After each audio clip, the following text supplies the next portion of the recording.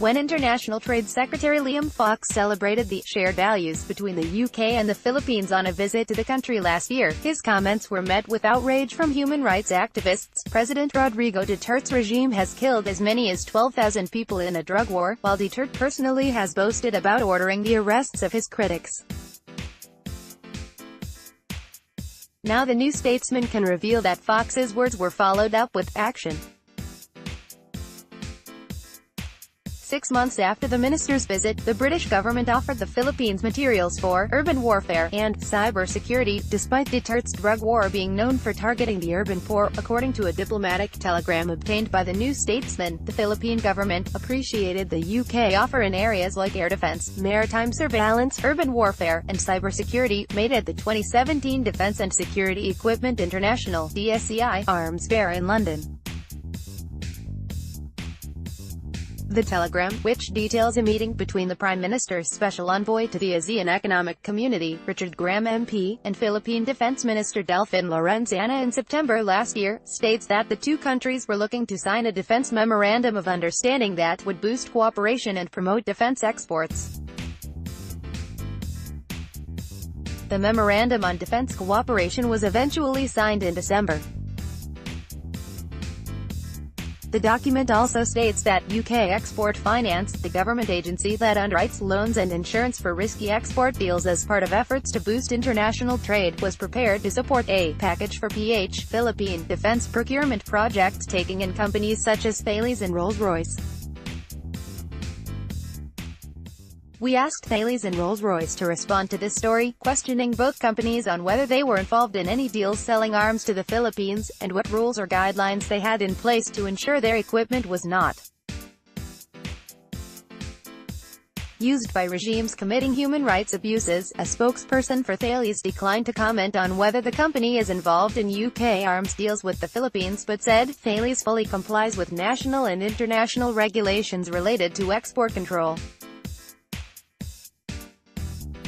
Thales works within an international framework of treaties, and the UK export control regime is one of the most robust and transparent in the world. Rolls-Royce also declined to comment on whether the company was involved in UK arms deals with the Philippines. But a spokesperson offered, with regards to policy around defense exports, it is a function of governments, not of individual companies, to determine the markets to which it is acceptable for defense products to be exported. This government policy translates into export control law with which the company fully complies. The news comes as the UK actively looks to increase trade deals with countries in Southeast Asia as it prepares to leave the EU. However, Labour MPs have expressed unease that the government is ignoring human rights concerns while doing so. Duterte's drug war began in the summer of 2016, after the newly elected president pledged to free his country of drug dealers and users, yet from the start, he threatened to do it in the most bloody of ways. On the 30th of September 2016, at a press conference in his home city of Davao, he said, Hitler massacred 3 million Jews. Now, there are 3 million drug addicts. I'd be happy to slaughter them. If Germany had Hitler, the Philippines would have. He then pointed at himself. Duterte was not only offensive but inaccurate. Up to 6 million Jews were estimated to have been murdered in the Holocaust. Human Rights Watch estimates at least 12,000 have died in the Philippines, while Amnesty International reported children among the dead, including accounts of some shot at point-blank range.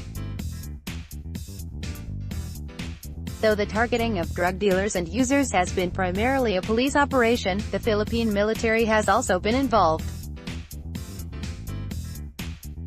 In February 2017, President Duterte ordered the armed forces of the Philippines to take a frontline role in the drug war, when the Philippine National Police temporarily suspended their anti-drugs operations after the alleged killing of a South Korean businessman by anti-drugs officers.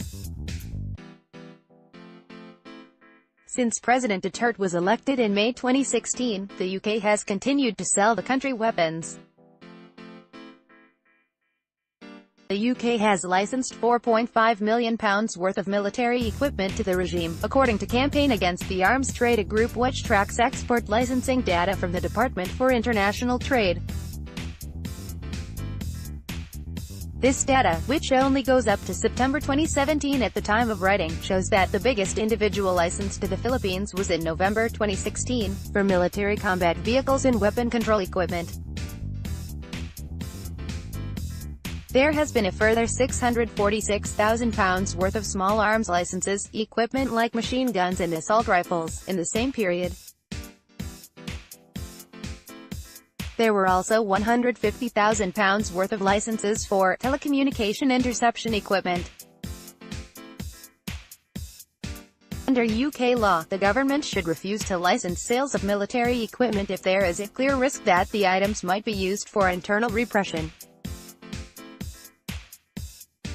The UK did refuse 2 licenses for telecommunication interception equipment, in December 2016 and January the following year, citing risk of use for internal repression, and risk of diversion or re-export to undesirable end users. However, it approved the license months earlier in July. A license for sniper equipment and other small arms was also turned down in October 2016 due to a risk of use for internal repression, but later small arms licenses were approved. The coalition government came under fire in 2014 when it subtly changed the law on export controls to include the term clear risk. Previously, a license could be refused if there was a concern that the material could be used for internal repression. Labour MP Lloyd Russell Moyle, who sits on the parliamentary committees on arms export controls, said the revelation that the UK had offered the Philippines military support raised serious questions about the UK government's application of arms export control law. These laws should stop the approval of this class of surveillance equipment to a country whose leader is under investigation by the International Criminal Court for a war on drugs. This is not about locking up drug addicts. It is about the state killing sick people in the streets, without trial. Government faces not only a moral but a legal question. It is illegal under British law to approve sales of tools that could be used for internal repression. Andrew Smith of CAAT said, "The political situation in the Philippines has become increasingly repressive, and the arms dealers have been more than happy to cash in on it. By promoting and licensing small arms and surveillance equipment, the government is providing political and military support for a regime that has shown a consistent contempt for human rights." We asked the UK government what assurances it had received from the Philippines that British equipment would not be used in the drug war or for internal repression. A spokesperson for the Department for International Trade said, "The UK government takes its export responsibilities very seriously and operates one of the most robust export control regimes in the world. All export license applications are considered on a case-by-case basis, and we will not license the export of items where there is a clear risk that the goods may be used for internal repression." The Philippine government was involved in a fight against pro-Islamic State fighters in the southern city of Marawi until October last year. President Duterte's regime has also stepped up operations against communist rebels in the country. In December, the Philippine Army claimed it had killed at least 15 members of the New People's Army in the province of Batangas, in the north of the country. Duterte garnered international headlines in February for saying that the army should shoot female communist soldiers in the genitals to render them useless. Human rights advocates in the country have warned of increased repression in the country since Duterte took office in 2016.